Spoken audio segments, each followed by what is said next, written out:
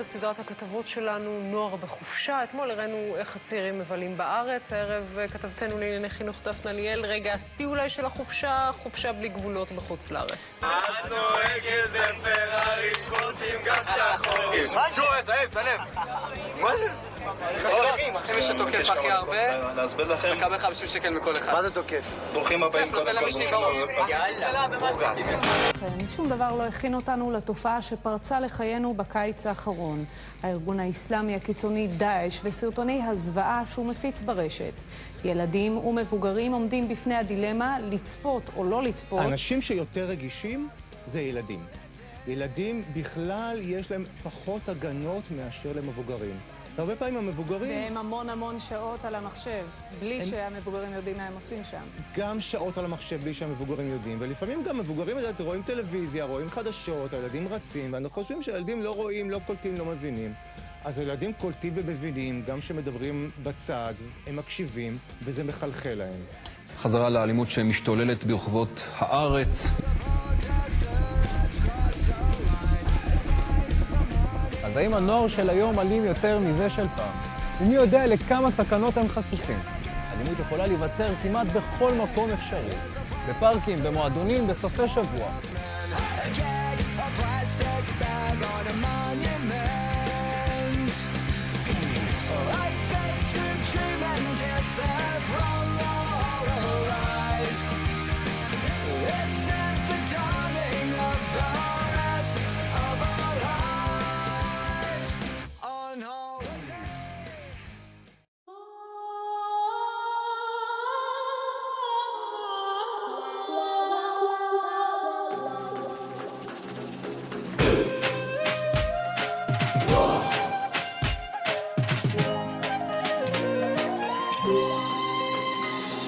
למרות שהיא עדיין לא שלי, אני יודע שחום באהבה אני אמצא רק אצלה. לא 1 מיליון ולא נעליים, הלוואי היה לי בוסם עם ריח כמו שלה. נמאס לי לפחד מהפחד, כי גם גרביים לא תואמות, בסוף יהיו ביחד.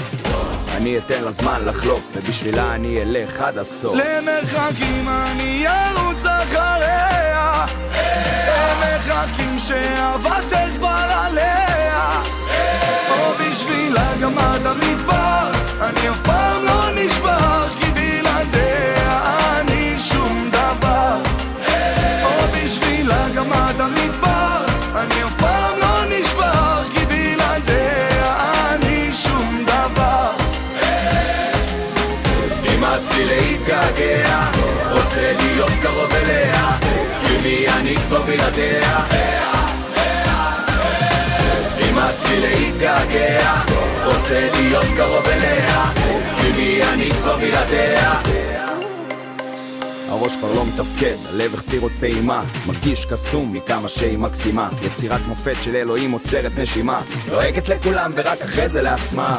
זה לא אמיתי שהיא אמיתית, יש לה לב זהב אז כסף לא משחק את התפקיד, אז בשבילה אלך רחוק כדי להיות הכי קרוב, ודעת שיהיה לה רק טוב.